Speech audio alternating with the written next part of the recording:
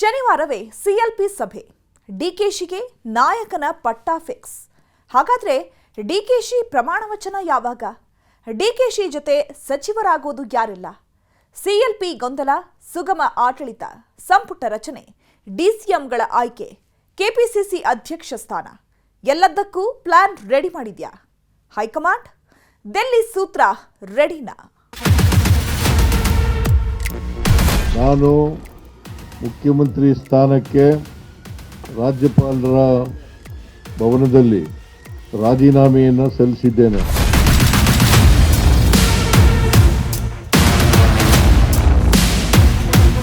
Legislative party takes a decision, Congress legislative party takes a decision, and High Command takes a decision. He will be the Chief Minister of the state.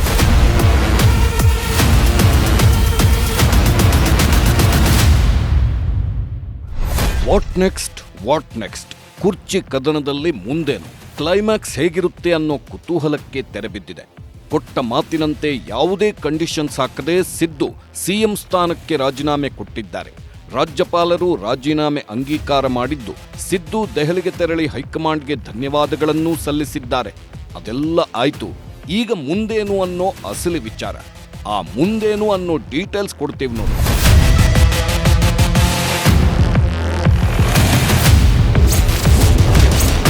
ಶನಿವಾರವೇ ಶಾಸಕಾಂಗ ಸಭೆ, ಡಿಕೆಶಿ ಪಟ್ಟಾಭಿಷೇಕಕ್ಕೆ ಸಿದ್ಧತೆ, ಸುಗಮ ಆಡಳಿತಕ್ಕೆ ದೆಹಲಿ ಸೂತ್ರ, ಸಂಪುಟದಲ್ಲಿ ಯಾರಿಗೆಲ್ಲ chance, 4 DCM, ಕಾಂಗ್ರೆಸ್ಗೆ ಹೊಸ ಸಾರಥಿ, ಹೈಕಮಾಂಡ್ ಆಯ್ಕೆಗಳು ಯಾರೆಲ್ಲ? ಸಿದ್ದರಾಮಯ್ಯ ಅವರಿಂದ ಸಿಎಂ ಸ್ಥಾನಕ್ಕೆ ರಾಜೀನಾಮೆ ತಗೊಳ್ಳೋದೇ ಒಂದು ದೊಡ್ಡ ಸವಾಲಾಗಿತ್ತು. ಯಾಕಂದ್ರೆ ಅವರು ಉತ್ತಮ ಆಡಳಿತ ಕೊಟ್ಟಿದ್ರು, ಯಾವುದೇ ಕಪ್ಪು ಚುಕ್ಕೆ ಇಲ್ಲದೆ ರಾಜಕಾರಣ ಮಾಡಿದ್ರು. ಹಾಗಾಗಿ ಅವರನ್ನ ರಾಜೀನಾಮೆ ಕೇಳೋದೇ ಒಂದು ದೊಡ್ಡ ಕಷ್ಟದ ಕೆಲಸವಾಗಿತ್ತು. ಹೇಗೋ ಆ ಕೆಲಸವನ್ನ ಹೈಕಮಾಂಡ್ ಮಾಡಿ ಮುಗಿಸಿದೆ. ಸಿದ್ದರಾಮಯ್ಯ ರಾಜೀನಾಮೆ ಕೊಟ್ಟಿದ್ದೂ ಆಗಿದೆ. ಈಗ ಶಾಸಕಾಂಗ ಸಭೆ, ಸಿಎಂ ಆಯ್ಕೆ, ಸಚಿವರ ಸೇರ್ಪಡೆಯ ಲೆಕ್ಕಾಚಾರಗಳು ಶುರುವಾಗಿವೆ. ಈಗ ಕಾಂಗ್ರೆಸ್ನಲ್ಲಿ ಸರ್ಕಾರ ರಚನೆಯ ಕಸರತ್ತು ಶುರುವಾಗಿದೆ. ಈಗಾಗಲೇ ಶುಕ್ರವಾರ ಸಂಜೆ 4 ಗಂಟೆಗೆ ಸಿಎಲ್ಪಿ ಮೀಟಿಂಗ್ ಕರೆಯಲಾಗಿದೆ. ಅದೇ ಮೀಟಿಂಗ್ನಲ್ಲಿ ಸಿಎಲ್ಪಿ ಲೀಡರ್ ಆಗಿ ಡಿಕೆಶಿ ಆಯ್ಕೆಯಾಗಲಿದ್ದಾರೆ. ಸಿದ್ದರಾಮಯ್ಯ ಅವರ ಕೈಯಿಂದಲೇ ಡಿಕೆಶಿ ಹೆಸರು ಘೋಷಣೆ ಮಾಡಿಸಲು ಸಿದ್ಧತೆಯಾಗಿದೆಯಂತೆ. ಸೋಮವಾರವೇ ಡಿಕೆಶಿ ಸಿಎಂ ಆಗಿ ಪ್ರಮಾಣ ವಚನ ತೆಗೆದುಕೊಳ್ಳುವುದು ಫಿಕ್ಸ್ ಅಂತ ಹೇಳಲಾಗ್ತಾ ಇದೆ. ಅವರ ಜೊತೆಗೆ ಈಗ ಸಚಿವರಾಗಿ ಯಾರೆಲ್ಲ ಪ್ರಮಾಣ ವಚನ ತೆಗೆದುಕೊಳ್ಳಲಿದ್ದಾರೆ, ಕೆಪಿಸಿಸಿ ಅಧ್ಯಕ್ಷರು ಯಾರಾಗ್ತಾರೆ, ಡಿಸಿಎಂಗಳ ಕಥೆ ಏನು ಅನ್ನೋ ಚರ್ಚೆಗಳು ಶುರುವಾಗಿವೆ.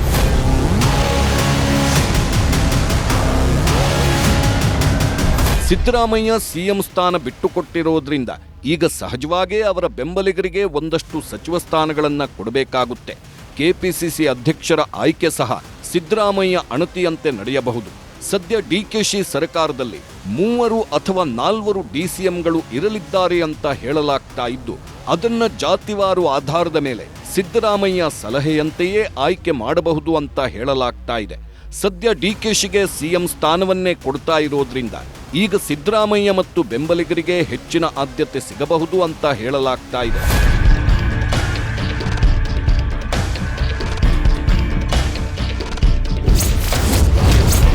ಶಾಸಕಾಂಗ ಸಭೆಗೂ ದೆಹಲಿಯದ್ದೇ ಸೂತ್ರ. ಶನಿವಾರವೇ ಸಿಎಲ್ಪಿ ಸಭೆ ನಡೆಸಲು ಸಿದ್ಧತೆಯಾಗಿದ್ದು, ಸಿಎಲ್ಪಿ ಸಭೆ ಬಗ್ಗೆ ಹೈಕಮಾಂಡ್ ಸಮಾಲೋಚನೆ ನಡೆಸಿದೆ. ಈ ಸಿಎಲ್ಪಿ ಸಭೆಯಲ್ಲಿ ಒಂದು ಸಾಲಿನ ನಿರ್ಣಯ ತೆಗೆದುಕೊಳ್ಳಲಿದ್ದು, ಡಿಕೆಶಿ ಸಿಎಂ ಅಂತ ತೀರ್ಮಾನ ಮಾಡಲಾಗುತ್ತಂತೆ. ಸಿದ್ದರಾಮಯ್ಯರಿಂದಲೇ ಘೋಷಣೆ ಮಾಡಿಸಿ ಸಿಎಲ್ಪಿಯಲ್ಲಿ ಗೊಂದಲ ಏರ್ಪಡದಂತೆ ನೋಡಿಕೊಳ್ಳಲು ದೆಹಲಿ ನಾಯಕರು ತೀರ್ಮಾನಿಸಿದ್ದಾರಂತೆ. ಸದ್ಯ ಫಿಕ್ಸ್ ಆಗಿರುವಂತೆ ಶನಿವಾರವೇ ಸಿಎಲ್ಪಿ ಸಭೆ ನಡೆಯಲಿದ್ದು, ಸಂಜೆ 4 ಗಂಟೆಗೆ ಸಭೆ ನಿಗದಿ ಮಾಡಲಾಗಿದೆ. ಸಿಎಲ್ಪಿ ಸಭೆಯಲ್ಲಿ ಯಾವುದೇ ಗೊಂದಲವಾಗದಂತೆ ಹೈಕಮಾಂಡ್ ಮುನ್ನೆಚ್ಚರಿಕೆ ವಹಿಸಿದೆಯಂತೆ. ಎಲ್ಲ ಶಾಸಕರಿಗೂ ಬೆಂಗಳೂರಿಗೆ ಬರುವಂತೆ ಸೂಚನೆ ನೀಡಲಾಗಿದೆ. ನಾಳೆ ರಾಜ್ಯಕ್ಕೆ ಕೆಸಿ ವೇಣುಗೋಪಾಲ್, ಸುರ್ಜೇವಾಲಾ ಆಗಮಿಸಲಿದ್ದು ಸಭೆ ನಡೆಸಲಿದ್ದಾರೆ. ಸಿಎಲ್ಪಿ ಸಭೆ ಬಳಿಕ ಸಿದ್ದರಾಮಯ್ಯ ಹಾಗೂ ಡಿಕೆಶಿ ಜೊತೆಗೆ ರಾಜಭವನಕ್ಕೆ ತೆರಳಿ ಸರ್ಕಾರ ರಚನೆಗೆ ಹಕ್ಕು ಮಂಡಿಸುವ ಸಾಧ್ಯತೆ ಇದೆ.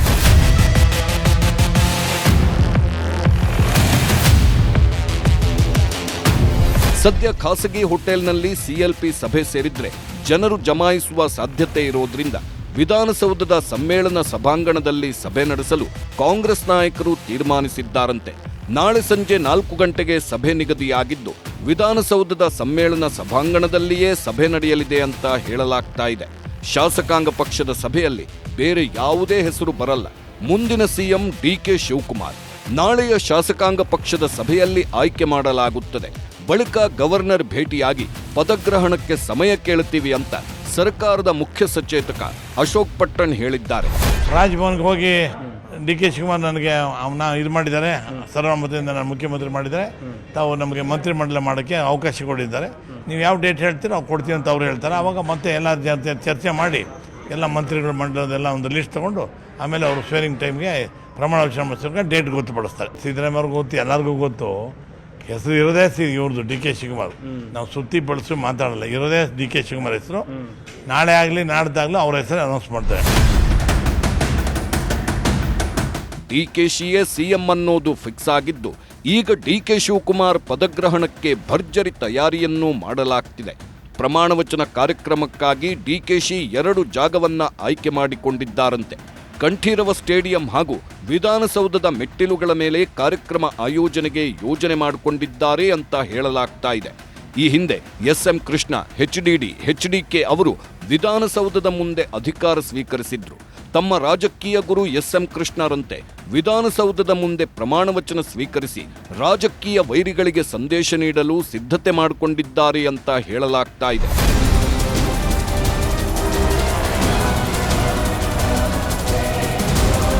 ಇನ್ನು ಈ ಎಲ್ಲ ಬೆಳವಣಿಗೆಗಳ ನಡುವೆ ಸಿದ್ದರಾಮಯ್ಯ ದೆಹಲಿ ನಾಯಕರಿಗೆ ಧನ್ಯವಾದ ತಿಳಿಸಲು ಹೋಗಿದ್ದು ಅಲ್ಲೇ ಮುಂದಿನ ಬೆಳವಣಿಗೆಗಳ ಬಗ್ಗೆ ಚರ್ಚೆ ಮಾಡಿದ್ದಾರೆ ಅಂತ ಹೇಳಲಾಗ್ತಾ ಇದೆ. ದೆಹಲಿಯಲ್ಲಿ ಸಿದ್ದರಾಮಯ್ಯ, ರಾಹುಲ್ ಗಾಂಧಿ, ಎಐಸಿಸಿ ಅಧ್ಯಕ್ಷ ಮಲ್ಲಿಕಾರ್ಜುನ್ ಖರ್ಗೆ, ಸೋನಿಯಾ ಗಾಂಧಿ ಅವರನ್ನ ಭೇಟಿಯಾಗಿದ್ದಾರೆ. ಇದೇ ವೇಳೆ ಸಿದ್ದರಾಮಯ್ಯಗೆ ರಾಷ್ಟ್ರ ರಾಜಕಾರಣಕ್ಕೆ ಬರಲು ರಾಹುಲ್ ಗಾಂಧಿ ಆಹ್ವಾನ ಕೊಟ್ಟಿದ್ದು ಅದಕ್ಕೆ ಸಿದ್ದರಾಮಯ್ಯ ಆಗಲ್ಲ ಅಂತ ಒಂದೇ ಮಾತಲ್ಲಿ ಹೇಳಿದ್ದಾರಂತೆ. ಸದ್ಯ ರಾಹುಲ್ ಗಾಂಧಿ ಮತ್ತು ಖರ್ಗೆ ಸಿದ್ದರಾಮಯ್ಯ ಜೊತೆ ಸಿಎಲ್ಪಿ ಸಭೆ, ಸಂಪುಟ ಪುನರಚನೆ ಬಗ್ಗೆಯೂ ಚರ್ಚೆ ಮಾಡಿದ್ದಾರೆ ಅಂತ ಹೇಳಲಾಗ್ತಾ ಇದೆ.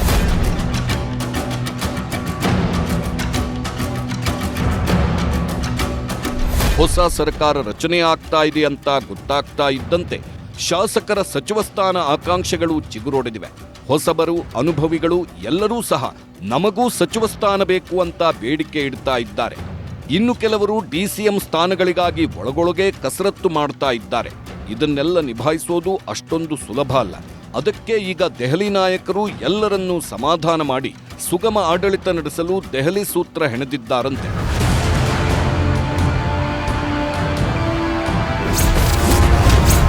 ಹೊಸ ಸರ್ಕಾರದ ಸುಗಮ ಆಡಳಿತಕ್ಕೆ ದಿಲ್ಲಿಯಿಂದ ಸೂತ್ರಗಳನ್ನು ಹೆಣೆಯಲಾಗಿದ್ದು ಒಬ್ಬರಿಗೆ ಒಂದೇ ಹುದ್ದೆ ಅಂತ ಫಿಕ್ಸ್ ಮಾಡುವುದು, ಗ್ಯಾರಂಟಿ ಯೋಜನೆಗಳನ್ನು ಮುಂದುವರಿಸೋದು, ಪಕ್ಷದಲ್ಲಿರೋ ಹಿರಿಯರ ಸಹಕಾರ ಪಡೆದುಕೊಂಡು ಬಣ ರಾಜಕೀಯಕ್ಕೆ ಬ್ರೇಕ್ ಹಾಕುವುದು, ಅಭಿವೃದ್ಧಿ ಯೋಜನೆಗಳಿಗೆ ಆದ್ಯತೆ ಕೊಡುವುದು ಸೇರಿದಂತೆ ಹಲವು ಸೂತ್ರಗಳನ್ನು ಹೇಳಿದೆಯಂತೆ.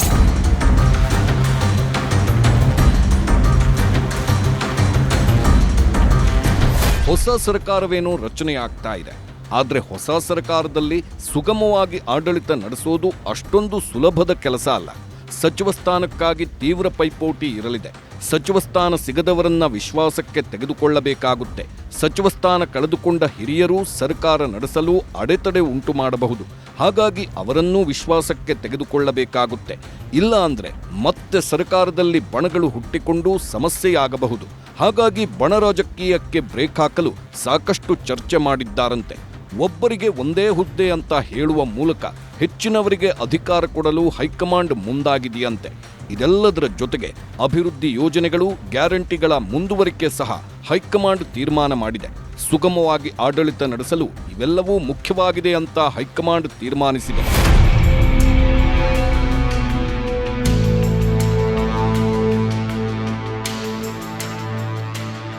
ಡಿಕೆ ಶಿವಕುಮಾರ್ ಸರ್ಕಾರದಲ್ಲಿ ಈಗ ಹಿರಿಯ ನಾಯಕರನ್ನ ಸಮಾಧಾನ ಮಾಡುವುದೇ ದೊಡ್ಡ ಟಾಸ್ಕ್ ಆಗಿದೆ. ಸಿದ್ದರಾಮಯ್ಯ ಸರ್ಕಾರದಲ್ಲಿ ಸಚಿವರಾಗಿದ್ದವರು ಮತ್ತೆ ಸಚಿವ ಸ್ಥಾನ ಉಳಿಸಿಕೊಳ್ಳಲು ಪ್ರಯತ್ನ ಪಡ್ತಾ ಇದ್ದಾರೆ. ಸಚಿವ ಸ್ಥಾನ ಸಿಗದ ಹಿರಿಯ ನಾಯಕರು ನಮಗೂ ಈ ಬಾರಿ ಸಚಿವ ಸ್ಥಾನ ಬೇಕು ಅಂತ ಪ್ರಯತ್ನ ಮಾಡ್ತಾ ಇದ್ದಾರೆ. ಜಿಲ್ಲಾವಾರು, ಜಾತಿವಾರು, ಹಿರಿತನ ಅಂತ ಹಲವು ಮಾನದಂಡಗಳನ್ನ ಮುಂದಿಡ್ತಾ ಇದ್ದಾರೆ. ಇದರಿಂದ ಯಾರಿಗೆ ಸಚಿವ ಸ್ಥಾನ ಕೊಡೋದು ಅನ್ನೋದೇ ದೊಡ್ಡ ಪ್ರಶ್ನೆಯಾಗಿದೆ.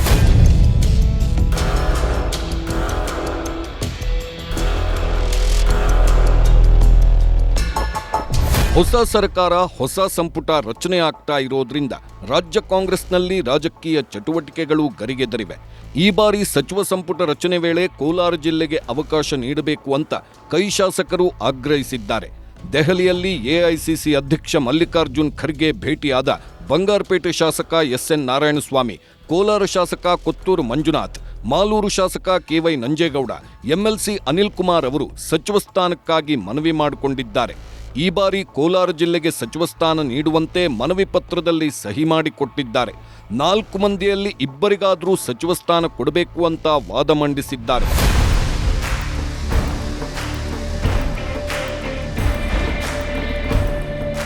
ಈ ಹಿಂದೆ ಕೋಲಾರದಲ್ಲಿ 2 ಬಣಗಳಾಗಿ ನಾಯಕರು ಕಿತ್ತಾಡಿಕೊಂಡಿದ್ದರು. ಆದರೆ ಈಗ ಸಚಿವ ಸ್ಥಾನಕ್ಕಾಗಿ ಮುನಿಸು ಮರೆತು ಒಂದಾಗಿರೋ ಶಾಸಕರು ಒಗ್ಗಟ್ಟು ಪ್ರದರ್ಶನ ಮಾಡಿದ್ದಾರೆ. ಇವರ ಜೊತೆಗೆ ಬೇರೆ ಬೇರೆ ಹಿರಿಯ ಶಾಸಕರು ತಮಗೂ ಸಚಿವ ಸ್ಥಾನ ಬೇಕು, ಸಿಗುವ ನಿರೀಕ್ಷೆ ಇದೆ ಅಂತ ಹೇಳ್ತಾ ಇದ್ದಾರೆ. ಚಿತ್ರದುರ್ಗ ಜಿಲ್ಲೆಯಲ್ಲೂ ಮಂತ್ರಿಗಿರಿಗಾಗಿ 5 ಶಾಸಕರ ನಡುವೆ ಫೈಟ್ ನಡೆದಿದೆ. ಶಾಸಕ T Raghumurthy, NY Gopalakrishna, BG Govindappa, ಶಾಸಕ KC Veerendra, MLC DT Srinivas ನಡುವೆ ಪೈಪೋಟಿ ಏರ್ಪಟ್ಟಿದೆ.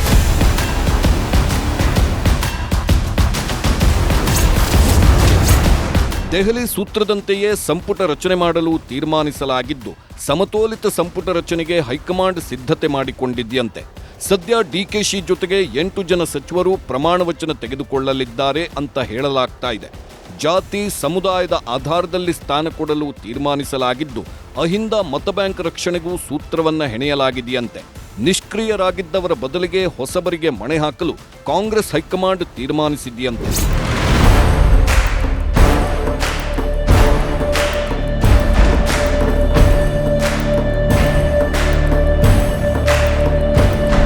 ಏನು ಮಾಡಿದ್ರು, ಎಷ್ಟೇ ಜಾತ್ಯತೀತ ಸರ್ಕಾರ ಅಂದ್ರೂ ಸರ್ಕಾರ ರಚನೆ ಮಾಡುವಾಗ ಜಾತಿ ಸಮುದಾಯಗಳನ್ನ ಪರಿಗಣನೆಗೆ ತೆಗೆದುಕೊಳ್ಳಲೇಬೇಕಾಗುತ್ತೆ.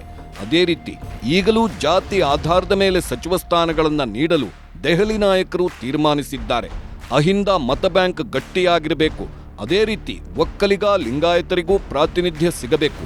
ಆ ರೀತಿಯಲ್ಲಿ ಸಮತೋಲಿತ ಸಂಪುಟ ರಚನೆಗೆ ತೀರ್ಮಾನ ಮಾಡಲಾಗಿದೆಯಂತೆ.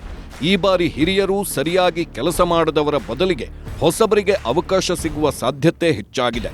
ಕಾಂಗ್ರೆಸ್ನಲ್ಲಿ ಈ ಬಾರಿ ಫಸ್ಟ್ ಟೈಮ್ ಎಲೆಕ್ಷನ್ಗೆ ಸ್ಪರ್ಧೆ ಮಾಡಿದ್ದವರು ಸಾಕಷ್ಟು ಮಂದಿ ಗೆದ್ದಿದ್ದಾರೆ. ಅವರಲ್ಲಿ ಕೆಲವರು ಸಮರ್ಥರೂ ಸಹ ಇದ್ದಾರೆ. ಸದ್ಯ ಕಾಂಗ್ರೆಸ್ ಎಲ್ಲ ರಾಜ್ಯಗಳಲ್ಲೂ ಹೊಸಬರು, ಯುವಕರಿಗೆ ಅವಕಾಶ ಕೊಟ್ಟು ಪ್ರಯೋಗ ಮಾಡ್ತಾ ಇದ್ದು, ರಾಜ್ಯದಲ್ಲೂ ಸಹ ಆ ಪ್ರಯೋಗ ಮಾಡುವ ಸಾಧ್ಯತೆ ಇದೆ. ಇಷ್ಟು ದಿನ ಅವಕಾಶ ಸಿಗದ ಹಿರಿಯ ನಾಯಕರು ಜೊತೆಗೆ ಹೊಸ ಶಾಸಕರಿಗೂ ಮಣೆ ಹಾಕುವ ಸಾಧ್ಯತೆ ಇದೆಯಂತೆ. ಈಗಾಗಲೇ ಹೊಸಬರು ನಮಗೂ ಸಚಿವ ಸ್ಥಾನ ಬೇಕು ಅಂತ ಒಂದಷ್ಟು ಮಂದಿ ಸಹಿ ಸಂಗ್ರಹ ಮಾಡಿಕೊಂಡು ಹೈಕಮಾಂಡ್ ಭೇಟಿಯಾಗಿ ಬಂದಿದ್ರು. ಅಂಥವರ ಮನ್ನಣೆಗೂ ಈಗ ಬೆಲೆ ಸಿಗುವ ಸಾಧ್ಯತೆ ಇದೆ.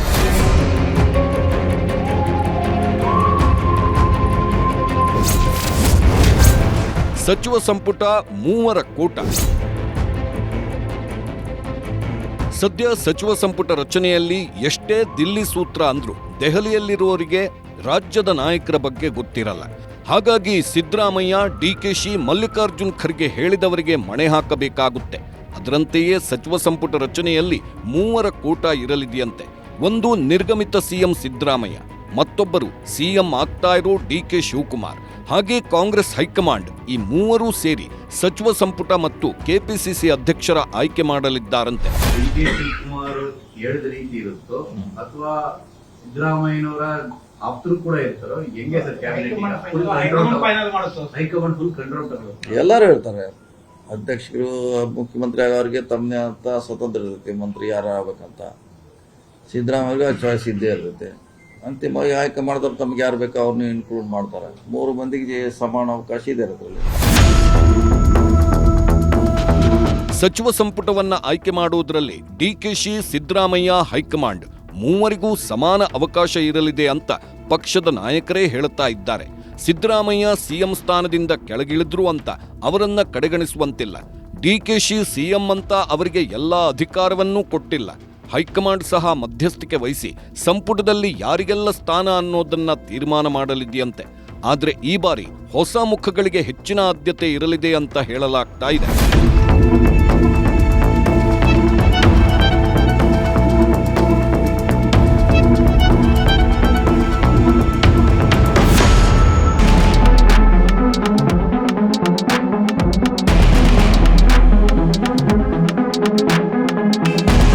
2023ರಲ್ಲಿ ರಾಜ್ಯದಲ್ಲಿ ಕಾಂಗ್ರೆಸ್ ಅಧಿಕಾರಕ್ಕೆ ಬಂದಾಗ ಡಿಕೆ ಶಿವಕುಮಾರ್ ಸಿಎಂ ಸ್ಥಾನವನ್ನ ಸಿದ್ದರಾಮಯ್ಯಗೆ ಬಿಟ್ಟುಕೊಟ್ಟಿದ್ರು.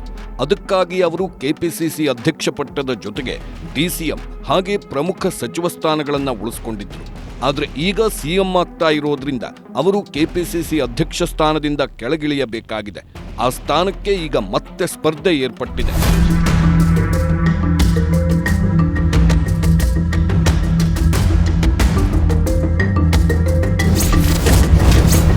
ಸತೀಶ್ ವರ್ಸಸ್ ಪರಮೇಶ್ವರ್, ಯಾರಿಗೆ ಕೆಪಿಸಿಸಿ ಅಧ್ಯಕ್ಷ ಪಟ್ಟ?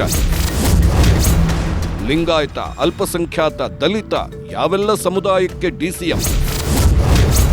ಕಾಂಗ್ರೆಸ್ ಅಧ್ಯಕ್ಷ ಡಿಸಿಎಂ ಸ್ಥಾನಕ್ಕೂ ದೆಹಲಿ ಸೂತ್ರವೇ ಅನ್ವಯ ಆಗುತ್ತಾ? ಹೊಸ ಸರ್ಕಾರ, ಹೊಸ ಸಚಿವ ಸಂಪುಟ, ಇದರ ಜೊತೆಗೆ ಹೊಸದಾಗಿ ಕೆಪಿಸಿಸಿ ಅಧ್ಯಕ್ಷರ ಆಯ್ಕೆಯೂ ಆಗ್ತಾ ಇದೆ. ಕೆಪಿಸಿಸಿ ಅಧ್ಯಕ್ಷ ಸ್ಥಾನಕ್ಕೆ ಈ ಹಿಂದಿನಿಂದಲೂ ಪೈಪೋಟಿ ಏರ್ಪಟ್ಟಿತ್ತು. ಒಬ್ಬರಿಗೆ ಒಂದೇ ಹುದ್ದೆ ಆಧಾರದ ಮೇಲೆ ಡಿಕೆಶಿ ಅವರನ್ನ ಕೆಪಿಸಿಸಿ ಅಧ್ಯಕ್ಷ ಸ್ಥಾನದಿಂದ ಕೆಳಗಿಳಿಸಬೇಕು ಅಂತ ಕೆಲವರು ಒತ್ತಾಯ ಮಾಡಿದ್ರು. ಆದರೆ ಆಗ ಅದು ಸಾಧ್ಯವಾಗಿರಲಿಲ್ಲ. ಈಗ ಡಿಕೆಶಿ ಸಿಎಂ ಆಗ್ತಾ ಇರೋದ್ರಿಂದ ಅವರು ಕೆಪಿಸಿಸಿ ಅಧ್ಯಕ್ಷ ಸ್ಥಾನವನ್ನ ಬಿಡುತ್ತಾ ಇದ್ದಾರೆ. ಹಾಗಾಗಿ ಆ ಸ್ಥಾನಕ್ಕೆ ಸಮರ್ಥರನ್ನ ಆಯ್ಕೆ ಮಾಡಲು ಹೈಕಮಾಂಡ್ ಮುಂದಾಗಿದೆ.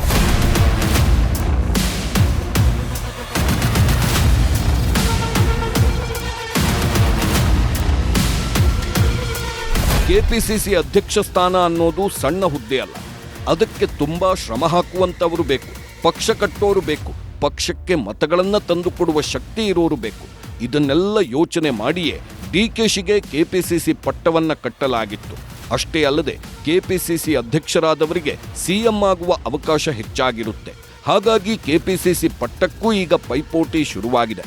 2028ಕ್ಕೆ ಸಿಎಂ ಕುರ್ಚಿ ಮೇಲೆ ಟವೆಲ್ ಹಾಕಿದವರೆಲ್ಲ ಈಗ ಕೆಪಿಸಿಸಿ ಪಟ್ಟಕ್ಕಾಗಿ ಪ್ರಯತ್ನ ಪಡ್ತಾ ಇದ್ದಾರೆ. ಹಾಗಾಗಿ ಯಾರನ್ನ ಆಯ್ಕೆ ಮಾಡುವುದು ಅಂತ ಯೋಚನೆ ಮಾಡುವಂತಾಗಿದೆ.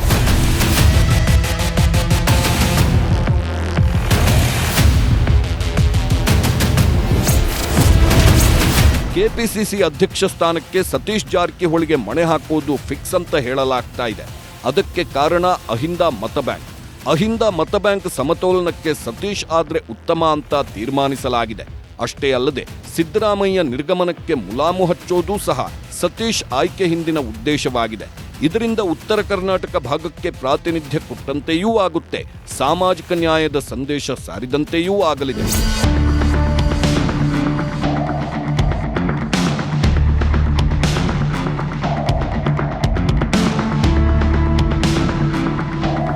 ಕಾಂಗ್ರೆಸ್ ಅಸಲಿ ವೋಟ್ ಬ್ಯಾಂಕ್ ಅಹಿಂದ. ಇಲ್ಲಿ ಅಹಿಂದ ಅಂದ್ರೆ ಬರೀ ಹಿಂದುಳಿದ ವರ್ಗ ಮಾತ್ರ ಅಲ್ಲ, ಅಲ್ಪಸಂಖ್ಯಾತರು, ಹಿಂದುಳಿದ ಜಾತಿಗಳು ಮತ್ತು ದಲಿತರು ಇವರೇ ಕಾಂಗ್ರೆಸ್ನ ಗಟ್ಟಿಯಾದ ವೋಟ್ ಬ್ಯಾಂಕ್. ಇವರು ಇಷ್ಟು ದಿನ ಸಿದ್ದರಾಮಯ್ಯ ಹಿಂದೆ ಇದ್ರು. ಈಗ ಸಿದ್ದರಾಮಯ್ಯ ಅವರಿಂದ ಸಿಎಂ ಸ್ಥಾನ ಕಸಿದುಕೊಂಡಿರುವುದಕ್ಕೆ ಅಹಿಂದ ಆಕ್ರೋಶಗೊಂಡಿದೆ. ಅವರನ್ನ ಸಮಾಧಾನ ಮಾಡಲು ಈಗ ಸತೀಶ್ಗೆ ಪಟ್ಟ ಕಟ್ಟಲು ಹೈಕಮಾಂಡ್ ಮುಂದಾಗಿದೆಯಂತೆ. ಈ ಹಿಂದೆ ಸ್ವತಃ ಸಿದ್ದರಾಮಯ್ಯ ಅವರೇ ಸತೀಶ್ ತಮ್ಮ ಅಹಿಂದದ ಉತ್ತರಾಧಿಕಾರಿ ಅಂತ ಹೇಳಿದ್ರು. ಹಾಗಾಗಿ ಅಹಿಂದ ಮೂಲಕ ಪಕ್ಷಕ್ಕೆ ಬಲ ತುಂಬಲು ಸತೀಶ್ ಉತ್ತಮ ಅಂತ ತೀರ್ಮಾನಿಸಲಾಗಿದೆ. ಒಂದು ವೇಳೆ ಸತೀಶ್ ಬೇಡ ಅಂದ್ರೆ ಪರಮೇಶ್ವರ್ಗೆ ಮತ್ತೆ ಪಟ್ಟ ಕಟ್ಟುವ ಸಾಧ್ಯತೆ ಇದೆ.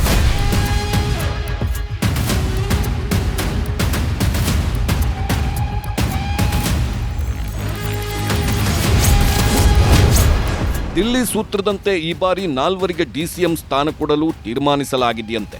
ಸಮುದಾಯವಾರು ಆಯ್ಕೆಗೆ ತೀರ್ಮಾನಿಸಲಾಗಿದ್ದು, ಲಿಂಗಾಯತ ಕೋಟದಲ್ಲಿ ಹಿರಿಯ ನಾಯಕ ಎಂಬಿ ಪಾಟೀಲ್, ದಲಿತ ಕೋಟದಲ್ಲಿ ಪ್ರಿಯಾಂಕ್ ಖರ್ಗೆ, ಹಿಂದುಳಿದ ವರ್ಗದ ಕೋಟದಲ್ಲಿ ಯತೀಂದ್ರ ಸಿದ್ದರಾಮಯ್ಯ, ಅಲ್ಪಸಂಖ್ಯಾತರ ಕೋಟಾದಲ್ಲಿ ಜಮೀರ್ ಅಹಮದ್ಗೆ ಡಿಸಿಎಂ ಸ್ಥಾನ ಕೊಡಲು ತೀರ್ಮಾನಿಸಲಾಗಿದೆಯಂತೆ.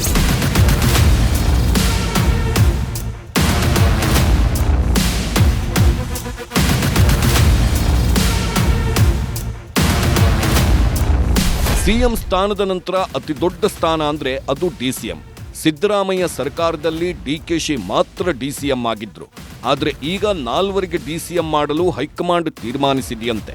ಎಲ್ಲ ಸಮುದಾಯಗಳನ್ನು ತೃಪ್ತಿಪಡಿಸುವ ಉದ್ದೇಶದಿಂದ ಈ ತೀರ್ಮಾನ ಕೈಗೊಳ್ಳಲಾಗಿದೆ.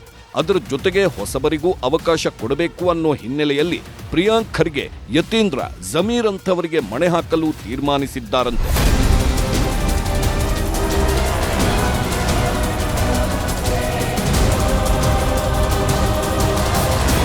ಸದ್ಯ ಡಿಸಿಎಂ ಹುದ್ದೆಗೆ ಈ 4 ಮಂದಿಯ ಜೊತೆಗೆ ದಲಿತ ಕೋಟಾದಲ್ಲಿ ಜಿ ಪರಮೇಶ್ವರ್, ಮುಸ್ಲಿಂ ಕೋಟಾದಲ್ಲಿ ಖಾದರ್ ಅಂತವರ ಹೆಸರುಗಳನ್ನು ಪರಿಶೀಲನೆ ಮಾಡಲಾಗ್ತಾ ಇದೆಯಂತೆ. ಹಾಗಾಗಿ ಕೊನೆ ಕ್ಷಣದಲ್ಲಿ ಯಾವುದಾದ್ರೂ ಬದಲಾವಣೆಗಳೂ ಆಗಬಹುದು. ಸದ್ಯ ರಾಷ್ಟ್ರ ರಾಜಕಾರಣ ಬೇಡ ಅಂತ ಹೇಳಿರೋ ಸಿದ್ದರಾಮಯ್ಯ ಯತೀಂದ್ರಗೂ ಡಿಸಿಎಂ ಸ್ಥಾನ ಬೇಡ ಅಂತ ಹೇಳಿದ್ದಾರಂತೆ. ಆದರೆ ಸಿದ್ದರಾಮಯ್ಯ ಬೆಂಬಲಿಗರು ಮತ್ತು ಅಭಿಮಾನಿಗಳನ್ನ ಓಲೈಸಲು ಯತೀಂದ್ರಗೆ ಪಟ್ಟ ಕಟ್ಟುವ ಸಾಧ್ಯತೆ ಇದೆ.